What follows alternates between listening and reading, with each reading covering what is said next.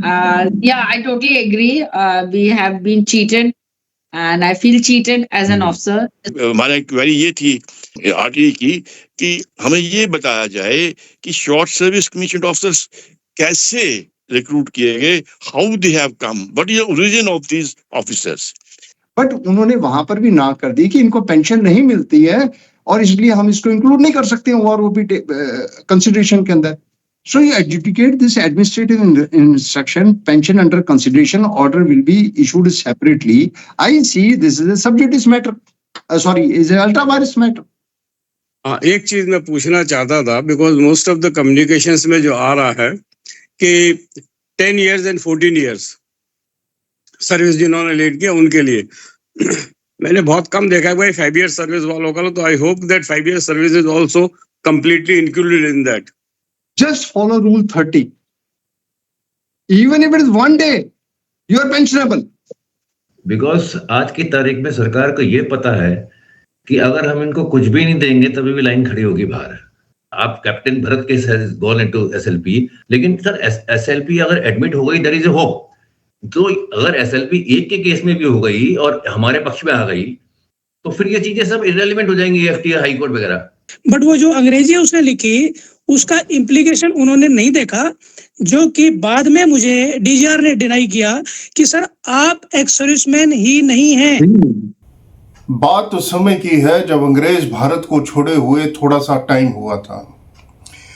उस टाइम जो हमारे पड़ोसी हैं चीन और पाकिस्तान, उन्होंने मिलकर साजिश रची और हमारा जम्मू और कश्मीर का काफ़ी हिस्सा अपने काबू में कर लिया.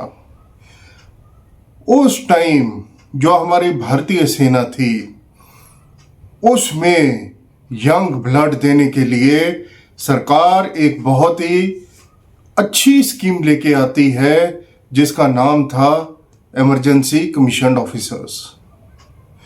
इमरजेंसी कमीशन ऑफिसर्स बहुत अच्छा काम किया. उसमें कई लोग थे जिन्होंने अपनी डॉक्टरी, अपना आईएएस, अपना आईपीएस छोड़ा, अपनी सरकारी नौकरियां छोड़ के वो अफसर भर्ती हुए भारतीय सेना में और उन्होंने अपना जोहर दिखाया. 1963, 1965 में ये लड़ाइयां हुई थी. उसके बाद सरकार ने देखा कि ये तो इन्होंने बहुत अच्छा काम किया. यंग ब्लड थोड़े टाइम के लिए आया, company commander, battery commander, squadron commander, pilot, और उसके बाद ये बाहर चले गए. इसी को मद्देनजर रखते हुए सरकार ने एक स्कीम और बना दी जिसमें इंडक्शन ऑफ द ऑफिसर सिर्फ 5 साल के लिए होती है और उसका नाम दे दिया शॉर्ट सर्विस कमीशन.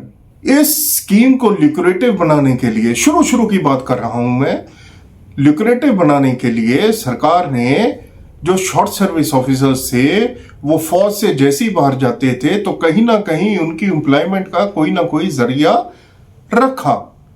जैसे कि जब वो आईएएस आईपीएस में अपेयर होते थे तो उनको सारे मैंडेटरी पेपर्स नहीं देने होते थे बल्कि related to their core and army paper देना होता था और उसमें पास होने के बाद वो आईएएस आईपीएस अफसर बन जाते थे. थोड़ी देर के बाद आईएएस लॉबी से बात उठी, आवाज उठी और उसके बाद उस स्कीम को बंद कर दिया गया. सेम हर जगह से यही आवाज आई कि शॉर्ट सर्विस कमीशन को नौकरी क्यों दी जा रही है. जब आपकी सिक्योरिटी शुरू हुई थी बैंकों में शॉर्ट सर्विस कमीशन लिए जा रहे थे, लेकिन स्लोली आपने देखा होगा जो बैंक के लिए अप्लाई करते हैं और जो बैंक में काम करते हैं कि induction of BS officer, police officers, ITBP सारे हो गए हैं. तो जो फौज है, जो फौज के एसएस अफसर हैं वो मार्जिनलाइज हो गए हैं बहुत, मतलब भयंकर तरीके से. आपकी इनटेक शायद बढ़ गई है लेकिन आप जो उसको प्रॉपर टेक केयर करना अपने सिटीजन ऑफ इंडिया को, आपके एक गेस्टेड अफसर को, एक कमीशन अफसर को, वो आप नहीं कर रहे हैं. इसी चीज को चैलेंज करने के लिए स्लोली एंड स्लोली आपने देखा होगा कि शॉर्ट सर्विस कमीशन के लोग कोर्ट की तरफ जाने का रुख शुरू कर दिया है, क्योंकि आपके फंडामेंटल राइट्स हैं। फौज में आपके फंडामेंटल राइट्स काम नहीं करते अंडर आर्टिकल 33, लेकिन जब आप सिविल में आ जाते हैं तब आपने कुछ ना कुछ तो करना ही है। आप देखिए, वुमन पहले बोला कि नहीं वो फौज में नहीं जा सकती, परमानेंट कमीशन तो मतलब बहुत दूर की बात थी, लेकिन आज की डेट में वो सब कुछ हो रहा है। फौज में भी जा रही हैं, परमानेंट कमीशन भी ले रही हैं, और अब तो एनडीए में भी जा रही हैं। उसी के तहत आप देखिए, जो हमारे को ईसीएसएच जब पॉलिसी बनी थी तो शॉर्ट सर्विस कमीशन को बिल्कुल बाहर रखा। क्या बोला? Non pensioners.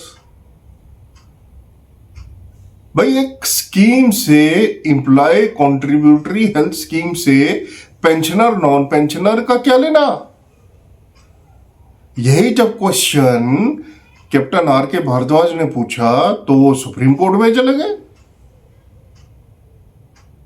खैर, सुप्रीम कोर्ट में जाने से पहले भी कैप्टन आर के भारद्वाज ने बहुत मतलब मेहनत की और अपना means he locked the horns, और उसके बाद उस टाइम भी उन्होंने एफटी से राहत ली थी मेडिकल के लिए, शॉर्ट सर्विस ऑफिसर्स के लिए। और उसके बाद सुप्रीम कोर्ट ने भी उनको बोला कि भाई इनको क्यों नहीं वो करते। उन्होंने एक स्कीम बना दी एमओडी ने, जिसमें 75% 50% वाला क्राइटेरिया लगा दिया कि जो तो भाई 5 साल करके आता है उसको हम देंगे 50% इंटाइटल्ड है, वो क्लेम के लिए क्लेम कर सकते हैं सिर्फ, और जिसको 10 साल से ऊपर किया वो 75% क्लेम कर सकते हैं। अभी तक उसका केस चल रहा है। Hats off to captain Bhardwaj, at the age of 82 he still fighting the case. उसमें दो थे, captain AN Chopra, captain Bhardwaj. Captain AN Chopra was 97 years old and he is no more with us. That's the sad part. चलिए अभी आज की बात करते हैं। तो आज जो है हमारा वो सबसे ज्यादा स्ट्रांग है। आज जो हमारा किस लिए स्ट्रांग है? क्योंकि आज हम एक लड़ाई लड़ रहे हैं एक सिस्टम के साथ, एक सिस्टम जिसने बहुत आसान तरीके से हमारे को उठा के बाहर कर दिया था। आज उसी के खिलाफ हम जा रहे हैं। जब हम जाएंगे तो हमारी जंग होगी, हमारी लड़ाई होगी। हाँ, कागजों की लड़ाई होगी, हथियारों की लड़ाई नहीं होगी, लेकिन हमारे स्टेमिने को परखा जाएगा, हमारी एकता को परखा जाएगा। क्या जो हमारी एसएस फ्रेटर्निटी है वो एक है? क्या हम एकजुट हुए हैं, या हम अभी भी अपना अपना वो क्या बोलते हैं, एक शब्द यूज हुआ है, कुछ एसोसिएशंस बनी है उनके लिए कि पाइड पाइपर ऑफ हेमेलिन, जैसे वो बच्चों को वो कर दिया था, हिप्नोटाइज कर दिया था। क्या वो हिप्नोटाइज करके एसोसिएशंस अपने साथ ले जा रही हैं अपने जो उनके मेंबर हैं, और उनको इधर उधर कहीं नहीं जाने दे रही? उनको इतना ब्लाइंड कर दिया, इतना हिप्नोटाइज कर दिया है कि उनको सही और गलत यही समझना है। यहां तक वो ले गए हैं। हमारे साथ हमारे एक बहुत ही सीनियर अफसर हैं SS-24 के, जो अराउंड 70 इयर्स के हैं, colonel GPS Virk, lieutenant colonel GPS Virk. Colonel GPS Virk की एक खासियत है, वो कोई फलारी बात नहीं करते। वो बात नहीं करेंगे कभी भी जो आपको सुनने में अच्छी लगेगी। उनकी बात आपको सुनने में हो सकता है कड़वी लगे, लेकिन वो बात सच्चाई से भरी होती है। मैं उनके साथ 2016 से काम कर रहा हूं। आज हम सारे इकट्ठे हुए हैं। ये एक वीडियो कॉन्फ्रेंस की है, that is open to all. ये हमारी पहली नहीं है और ये हमारी आखिरी नहीं है। इससे पहले भी हम 4-5 कर चुके हैं। दुख सिर्फ इस बात का है कि ओपन टू ऑल होती है लेकिन लोग उसको ज्वाइन नहीं करते।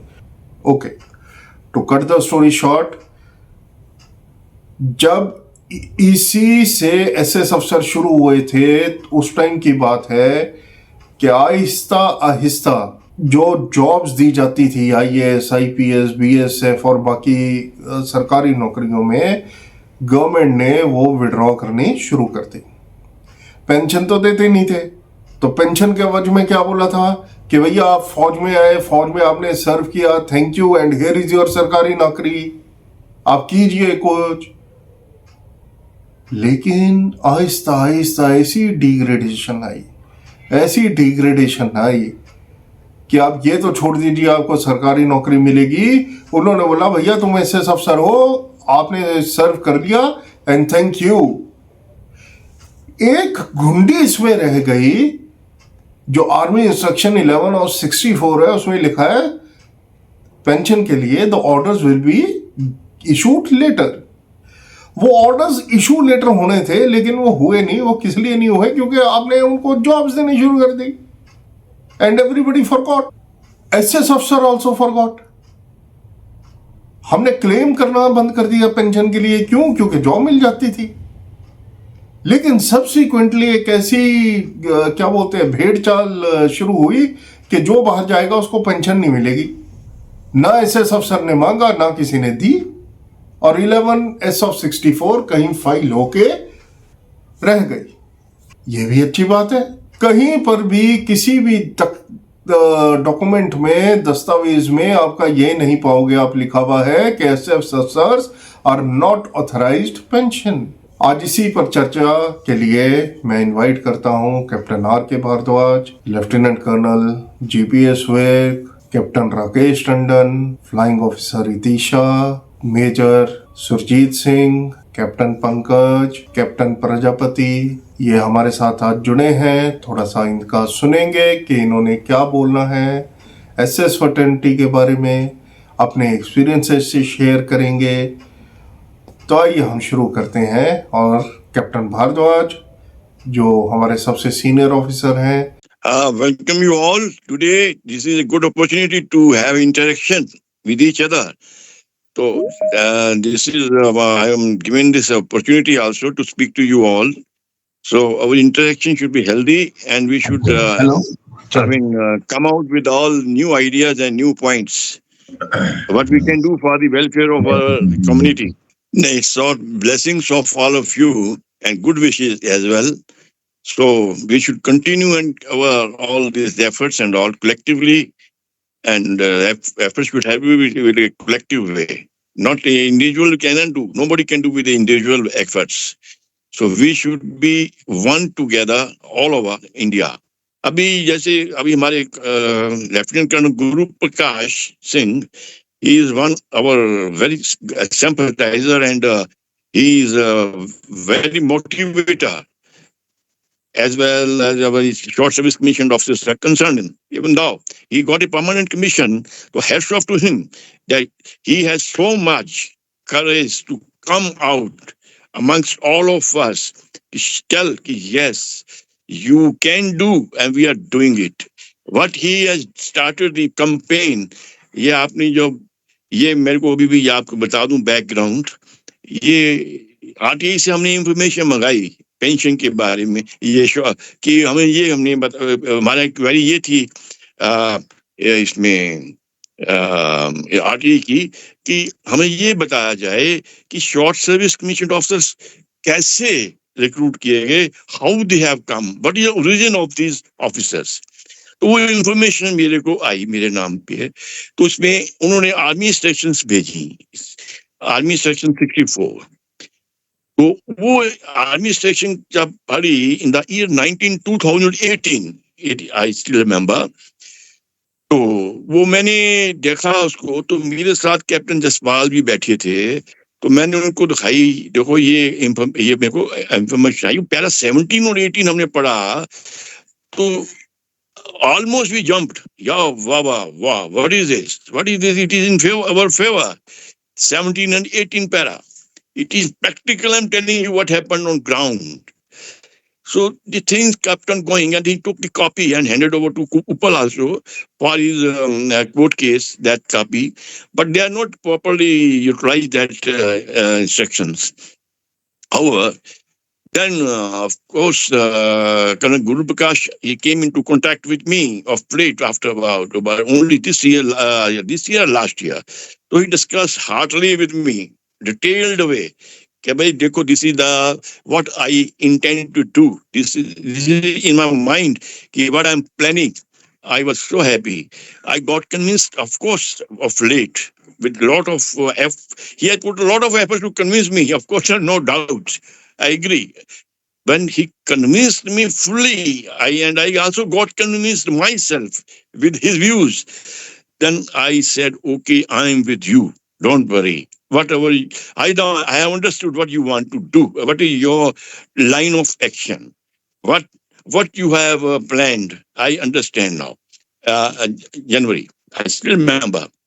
I scanned the copy and sent to him. Then he went through, but he also got surprised. What is this? Para 17, 18? Nobody bothered us. जब उन्होंने ये 2 लाइनें 2 पैरा पढ़े 17, 18, ऑफ कोर्स उनके माइंड उनको पैसे पता तो था, लेकिन फिर भी जब उन्होंने पढ़ा तो ये उनके अंदर एक जज्बा ऐसा क्रिएट आया कि उन्होंने कहा अब मैं छोड़ूंगा नहीं इनको. ये एक इनके अंदर एक वो जागृति आई कि मैं छोड़ूंगा नहीं, अब मैं जो करूंगा अब मैं करके दिखाऊंगा. ये एक कैंपेन शुरू किया. देन उन्होंने ये लीगल नोटिस भेजा. The legal notice, when I went through the contents, it was really wonderful. Wonderful, hitting these 17 and 18 para. Very, very concise and very, very clear cut, I tell you. Hitting just on the target of the MOD. I was so happy, of course, thereafter. I got convinced, fully convinced about his conviction. Thereafter, the thing kept on going. Then he asked me, okay, then he came to the point of this filing EFTs individually. But he went through all the years of about what he claims to, for the last 10 years, he had been studied a lot about on this subject, for which we are not aware. He has studied, of course. We are happy, very happy, that he had in his mind for since last 10 years. और उसके बाद जब इन्होंने ये legal notice भेजा इसी साल, तो फिर देन इन्होंने यही बताया कि आप इंडिविजुअल फाइल करो. इंडिविजुअल ऑफिसर्स अगर कोई डिमांड करते हैं अपना right as per the what do call that AFT act जो है ट्रिब्यूनल एक्ट के अंदर जो आता है, individual people petitioners can go. So अभी भी लोगों में कुछ समझ नहीं आ रही लोगों को, और मैं इनको एक चीज की और दाद देता हूँ, इनको मुबारक देता हूँ, स्पेशली जो AMC ऑफिसर्स हैं. AMC ऑफिसर्स वो they are not covered under this army instructions, but he made it sure in Chennai. When he went to the Chennai, he filed a petition of Dr. Bharat, dental officer. तो वो एक बड़ा milestone बन गया डॉक्टरों के लिए. वो क्या माइलस्टोन बना? वो ये बना कि देखो doctors those who are not following under the instructions which are not instruction visible anywhere, तो वो एक उनके लिए भी एक रास्ता खुल गया और वो डिसमिस हुआ. और dismissal लिमनी is advantageous to us. It is not against us, but it is good. Once the things in EFT are dismissed, the next course comes SLP in Supreme Court. Colonel GPS Virk, sir मेरा सवाल आपसे ये रहेगा कि आपने जो एक बहुत अच्छा काम किया है, जो आप EFT में जा रहे हैं और जो आपको ये आर्मी इंस्ट्रक्शन मिली हैं, तो थोड़ा सा इसके बारे में सबको बता दीजिए ताकि जितने भी लोग हमारे को सुनने वाले हैं वो एक प्लेटफॉर्म पर आ जाए. जय हिंद. पहले तो मैं इसी से शुरू करूंगा कि मैं खुद एक शॉर्ट सर्विस ऑफिसर रहा हूं और OTA से पास आउट हूं. 10 साल पहले 2015 की बात है कि मेरे दिमाग में ये खोज शुरू हो गई कि ये मेरी शॉर्ट सर्विस की 1 मिलिट्री रैंक की जो इज्जत है, इक्वालिटी है, या इनकी जो बराबर की जो हिस्सेदारी बनती है वो कहाँ चली गई. तो धीरे धीरे हम बातचीत करते हुए आप लोग सब मिले. आप लोगों से जब हम लोगों ने मैंने खास करके भारद्वाज सर हो गए, उत्पल साहब हो गए, जसपाल साहब हो गए, जो भी मुझे आप सब लोग मिले जब, तब जाके पता लगा कि इस प्रॉब्लम कहाँ पर है। जब प्रॉब्लम हमने स्टडी करने की कोशिश की तो वहां पर उस समय तक तो मैं ये कहूंगा कि मैं 2018-2019 तक हम इस एक नतीजे पे थे कि भाई एक इमोशनल एक डिमांड थी कि मेरी 1 रैंक है, वेयर इज माय पेंशन। और ये जो चिट्ठी कहाँ, ये चिट्ठी मैंने बहुत पहले देख ली थी, ये नोट करने की जरूरत है। ये गवर्नमेंट ऑफ इंडिया की एक लेटर आई थी 12/1/2014 D pension policies part 2 new Delhi dated 7 November 2015।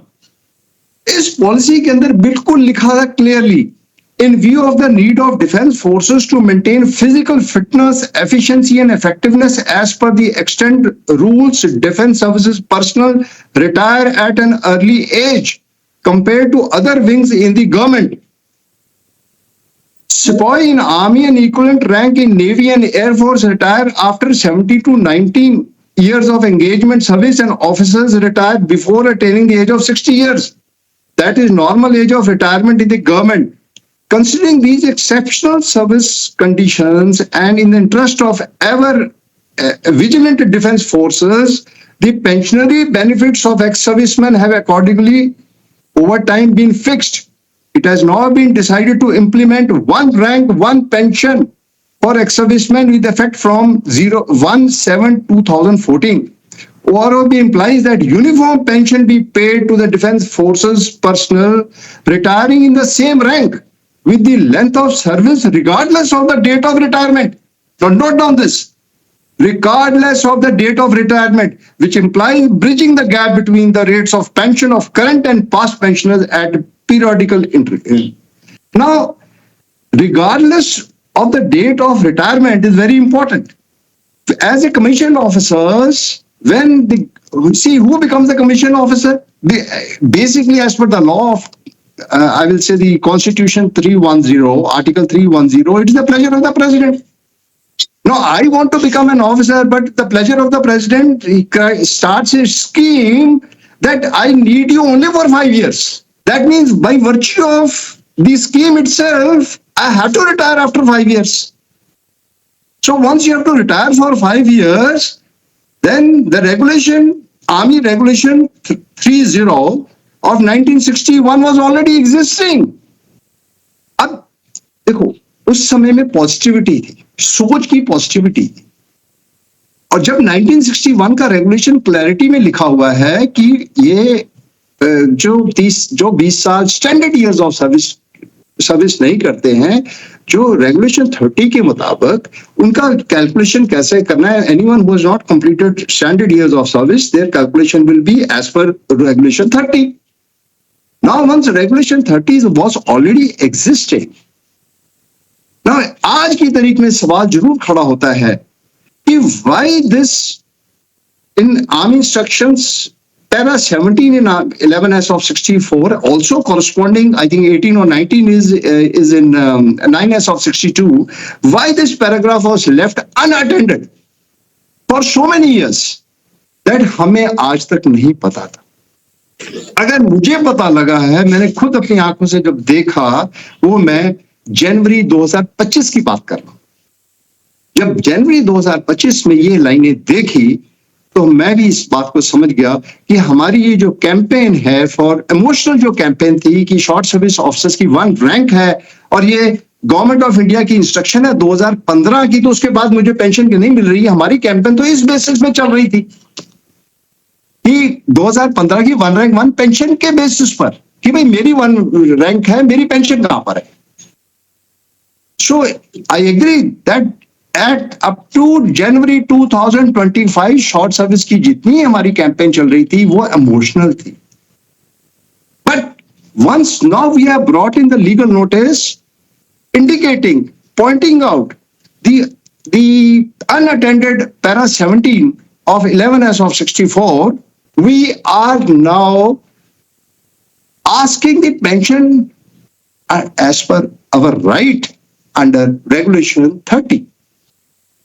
Now, if it has remained unattended, I cannot be now ignorant rest of my life that I was ignorant.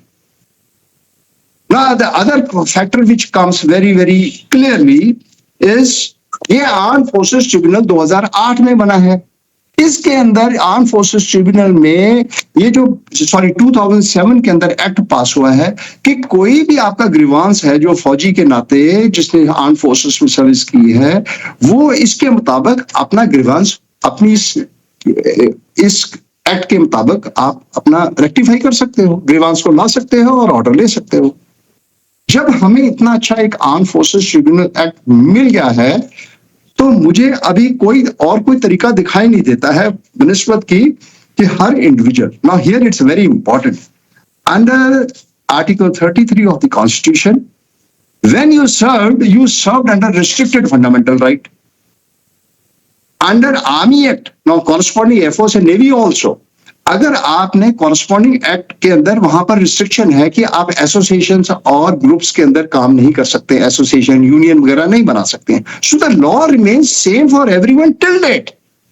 अगर कोई भी चीज हम अपनी as a right, as a military rank basis के ऊपर कोई demand करते हैं तो we have to follow the regulation that we can not be part of unions and associations. But still our problem is the individual officers, they are not understanding their own importance, their own individual responsibility. If they have not demanded earlier, they have no other way but to follow the course and action of through AFTs. And rightly so, even for doctors. Doctors का कहीं पर भी नहीं मुझे आज तक research में मिला कि किस बेसिस पे ये शॉर्ट सर्विस चल रही है. बट कहीं यहां पर किसी ने कानूनी तौर पर नहीं देखा कि they are also entitled the same right and regulation rights what they were entitled to regular officers. I won't say regular. Short service is also regular commission, but those who you call them permanent. Now you can categorize officers into various categories. Like भाई ये XSS है, कोई कह रहा है मैं short service है, कोई कह रहा है regular है, कोई XND है, जो मर्जी कर, वो अंदर की बात है. But as per Army Act और एयरफोर्स ले लीजिए, नेवी ले लीजिए, you are an officer. There is no discrimination so for category of officer and a president commission rank is concern. आज मेरे से कोई पूछ रहा था, कहता सर क्या मिलेगी पेंशन या नहीं मिलेगी. अरे मैंने कहा तुमने कोई डिमांड ही नहीं किया तो मेरे आपको देने वाला कौन होता है. आप पहले डिमांड तो कीजिए. किसी ने आपने फॉर्म ही नहीं भरा, आपने टीएडी का जैसे फॉर्म हम लोग भरते हैं कि भाई टीएडी क्लेम करोगे तो आपको मिलेगी ना. Pension is not a bounty, it's a right, it's an extended pay. तो अभी कई लोग कहते हैं मुझे तो यार पेंशन की लोड ही नहीं. No, this is an egoistic way of some of the short service commission officers, they play up a thing which they have not actually demanded. वो कहते हैं यार मेनू की लोड है, ये मेरे को तो बहुत बिजनेस है, मेरे को बहुत पीछे प्रॉपर्टी है, मेरे को मैं IAS हूँ, मैं PCS हूँ, मैं IPS हूँ. Now here again you cannot this is the egoistic way of not demanding your rights, and that's how the environment gets spoiled. So you are commissioned, so I say you are commissioned only as an officer up to an extent of 5 years as per the pleasure of the president under the authority of Article 310 of the Constitution. All terms and conditions have to be same as that of the officer till the time there is no change in the act and the regulation. Till date there is no change in act and the regulation, and because of that, even in OROP tables today also you see that there is a table for OROP for short service emergency commission officers. It's very much mentioned. You see table number 5. Also for AMC, EC and SS officers also. तो यहाँ पर ये बड़े अंग्रेजी लिख दी है. This is a bureaucratic अंग्रेजी. That there are under consideration. What is there was nothing to be considered. Regulation 30 तो already है. हाँ, आपने कम देना दे दीजिए, वो लिखा हुआ आपके रेगुलेशन में, वो फॉर्मूला लिखा हुआ है. अगर दूसरे को मैंने यहाँ पर ये लिखा हुआ है, ये रेगुलेशन 30 में लिखा हुआ है, where an officer's qualifying service, I read para 30 now. where an officer's qualifying service is less than the standard service period for his rank. The amount of retiring pension is the standard rate for that rank reduced by, no, underline, reduced by one deducted by one deduction according to the table below for each year or part of year of the deficiency. तो अगर आपने 20 साल नहीं किए तो 5 साल किए तो 15 साल का डिडक्शन का फॉर्मूला दिया हुआ है. जब 15 साल का दिया हुआ, मुझे एक एफटी ने पूछा, कहता है इसमें तो कुछ भी नहीं मिलेगा. मैं कहा सर जो मर्जी मिले, 1 रुपए ये जीरो नहीं होगा. Then they laughed it out. Yes, he is right. That ये जीरो नहीं होगा. So I see, जब उन्होंने कैलकुलेट करके दिखाया, a captain who has served for, let us say, is a captain who has served for 5 years, his basic at that particular time, if it was 325, तो जब उसका deduction करते हैं 325, तो 5 रुपए के हिसाब से जब हम कम करते हैं तो इसकी अबाउट 175 रुपीज उस समय आती थी 1965 के अंदर. Very much in the regulation itself. तो उसकी पेंशन ही 175 रुपए बनती थी. अगर उस समय हमारे इमरजेंसी कमीशन ऑफिसर और शॉर्ट सर्विस कमीशन ऑफिसर अगर 175 ले रहे होते तो आज ये नौबत नहीं आती. कैप्टन प्रजापति सर, आपने सुन लिया, कर्नल विर्क ने बोला है, कैप्टन कार के भारद्वाज जी ने बोल दिया. सर अब रिक्वेस्ट है कि थोड़ा सा आप भी अपना बता दीजिए कि व्हाट्स इन योर माइंड. ठीक है भाई, सबसे पहले तो मैं थैंक्स कहूँगा कि the way you are leading, specially colonel ji, Guruprakash Singh, captain Bhardwaj और योरसेल्फ राजेश, तो वेरी गुड. मैं तो एक जो है पीछे फॉलोवर हूँ. I will follow because I sincerely believe कि whatever you are doing that is the best for the all. तो nothing much to say except that I am very very thankful to you. एक चीज मैं पूछना चाहता था, because most of the communications में जो आ रहा है कि 10 years and 14 years सर्विस जिन्होंने लीड किया उनके लिए मैंने बहुत कम देखा है भाई 5 years सर्विस वालों का. तो I hope that 5 years service is also completely included in that. Sir, just follow Rule 30. Even if it is 1 day, you are pensionable. Okay.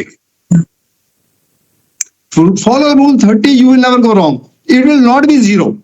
चलिए, thank you colonel ji. Captain Rakesh Tandon sir, आप bureaucrat भी रहे हैं, आप magistrate भी रहे हैं. थोड़ा सा हम सुनना चाहेंगे कि आपके जो एक्सपीरियंसेस हैं वो किस हिसाब के हैं और आप क्यों जो हमेना ग्रुप है उसमें आप जुड़े हुए हैं और आप इस ग्रुप से आउटकम जो है वो क्या चाहते हैं. थोड़ा सा सर ब्रीफ कर दीजिए please. First of all, I joined quite late. I joined Uppal sir's this thing just 2 months back, and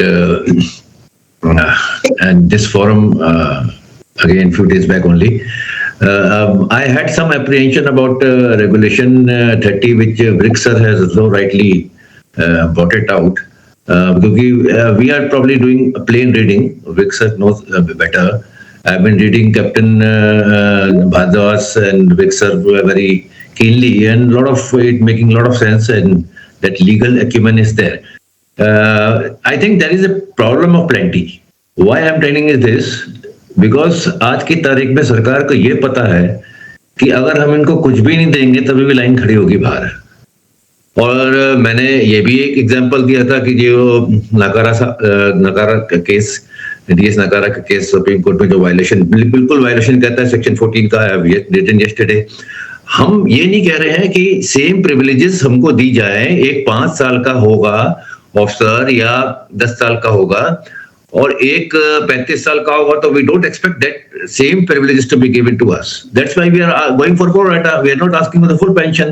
तो सर ये जो I agree with you, but one thing I understood today is that regulation 30, तो क्योंकि हम as a layman पढ़ रहे थे, we have just entered into this discussion, तो ब्रिक सर ने उसको थोड़ा सा खोल दिया. तो थोड़ा सा मेरे को लग रहा है कि उसमें ये है, क्योंकि ऐसा है सर कि जो आर्टिकल 226 एंड 227 जो है, जो रिट मैंडेटस है, वो जो है उसकी पावर जो है एटीएफ के पास नहीं है, एएफटी के पास नहीं है, क्योंकि वो कॉन्स्टिट्यूशन कोर्ट नहीं है. तो कोई बात नहीं, लेकिन एक स्टेप है, वहीं से तो चलेगा जो चलेगा मामला. तो हमें तो वो करना चाहिए सर आज की तारीख में. I wrote in Uppal sir this thing also. He said why in hurry. मैंने लिखा था, मैंने कहा sir you should come bag and baggage with this association, यहाँ पे बहुत अच्छे वो चल रहा है और डिस्कशन चलते हैं, एंड जो भी पैसा है वो भी लेके आओ, क्योंकि इट इज वेरी, मतलब आप captain Bharat case has gone into SLP, अभी शायद एडमिट नहीं हुई वो, लेकिन सर एसएलपी अगर एडमिट हो गई देयर इज ए होप। तो अगर एसएलपी एक के केस में भी हो गई और हमारे पक्ष में आ गई तो फिर ये चीजें सब इररिलेवेंट हो जाएंगी, एफटीआई हाई कोर्ट वगैरह। बहुत सारी चीजें डिस्कशन को हैं, हम कहते रहेंगे कि अन्याय हो रहा है, बिल्कुल हो रहा है सर, लेकिन court will see only rules and regulations, और कोर्ट इज, आई फील, मेरी फुल वो है कि कोर्ट हमेशा पक्ष में रहती है। एक नॉर्मल आदमी समझ सकता है और बता सकता है कि यू डिजर्व अ पेंशन, तो जज साहब तो फिर जज साहब हैं, मी लॉर्ड्स हैं, वो तो 2 मिनट में आपको उनको कुछ चाहिए, मैटर चाहिए, वो घुमा देंगे। और सर वैसे भी सर आप रिट मेंडेबस के थ्रू जाओगे तो जो, क्योंकि एग्जीक्यूटिव अलग है, ये अलग है, तो वो कोर्ट तो हमेशा एग्जीक्यूटिव को डायरेक्शन देगा कि भाई वो क्यों सोए हुए थे तब तक, अभी एक्टिवेट करो इसको। अब हम चलते हैं मेजर सुरजीत के पास। मेजर सुरजीत कुछ बताएंगे हमें, कुछ उनके बिटर एक्सपीरियंसेस हैं जो डीजीआर के साथ हैं, आज हम उसके बारे में थोड़ा सा सुनेंगे। हमारा जो नुकसान किया है हमारे लोगों ने किया है, point in case 5 years, 10 years, 14 years, 5 साल के बाद जो रिलीज ले रहा है डायरेक्ट, आगे वो कंटिन्यू नहीं करता है, वो अपनी ऑप्शन देता है, I don't want extension, I don't want PC. 5 साल के बाद आ रहा है, कोई प्रॉब्लम फेस नहीं कर रहा है, 10 साल के बाद आ रहा है, कोई प्रॉब्लम फेस नहीं कर रहा है, बिकॉज सिस्टम तो चाह रहा है कि उसको प्रॉब्लम दे दूं, पर वो दे नहीं पा रही है। बट जो बीच में छोड़ के आ रहा है, I am that case, I took an extension but then realise कि एक्सटेंशन का कोई फायदा नहीं है, 5 साल का भी मेरा प्रोफाइल वही रहेगा, 10 साल का भी वही रहेगा। तो I left while being on extension. I applied to DGR for a scheme. DGR ने मेरे रिलीज ऑर्डर में जो लिखा हुआ था, release after completion of contractual period while on extension, वो भी किसी ऑफिसर ने नहीं लिखा हुआ है, वो भी एक 10वीं पास क्लर्क ने ही लिखा है, आर्मी हेडक्वार्टर ने। बस जो लेफ्टिनेंट कर्नल साहब वहां साइन कर रहे थे, उन्होंने उन वर्ड्स को तवज्जो नहीं दी कि ये कॉन्ट्रेक्चुअल बिना मतलब की चीजें जो क्लर्क डाल के ले आया है, क्या मुझे इन पे साइन करना चाहिए कि नहीं करना चाहिए। उन्होंने बोला एक रिलीज सर्टिफिकेट है, एक ऑफिसर आया था, आज वो जा रहा है, ये पूरा बाकी डेट ऑफ कमीशनिंग ठीक है, डेट ऑफ रिलीज ठीक है, डेट ऑफ एसओएस ठीक है, मोटा मोटा देखा, आज की डेट भी ठीक है, वो देखा। बट वो जो अंग्रेजी उसने लिखी, उसका इम्प्लीकेशन उन्होंने नहीं देखा, जो कि बाद में मुझे डीजीआर ने डिनाई किया कि सर आप एक्स सर्विसमैन ही नहीं हैं। DGR is suppose to help the ex serviceman, हमारा मैंडेट है, बट आपके डॉक्यूमेंट को देख के हमने ये इंटरप्रेट किया कि आप एक्स सर्विसमैन है ही नहीं। ये मैं अपने ही लोग गिनता हूं, उनको डीजीआर को भी मैं अपना ही गिनता हूं, इसीलिए मैं बोल रहा हूं कि हमारे अपनों ने मारा है। सेकेंडली, एक स्कीम आपको याद होगा आई थी, I believe IPS Kamalnath Sharma या Kamal Sharma was the commandant of Hyderabad police academy, and उन्होंने ये कंसेप्ट दिया था कि जो एसएस ऑफिसर रिलीज होके आ रहे हैं 5 साल बाद, और जो कुपवाड़ा, आतंकदार और वहां की इंसर्जेंसी को कंट्रोल करके आ सकते हैं, तो वो नक्सलिज्म को भी कंट्रोल कर सकते हैं। He had that kind of a view, and he said कि इनको एब्जॉर्ब करो as IPS with a limited exam. वो 8 साल उसके ऊपर लोगों ने सोच विचार किया।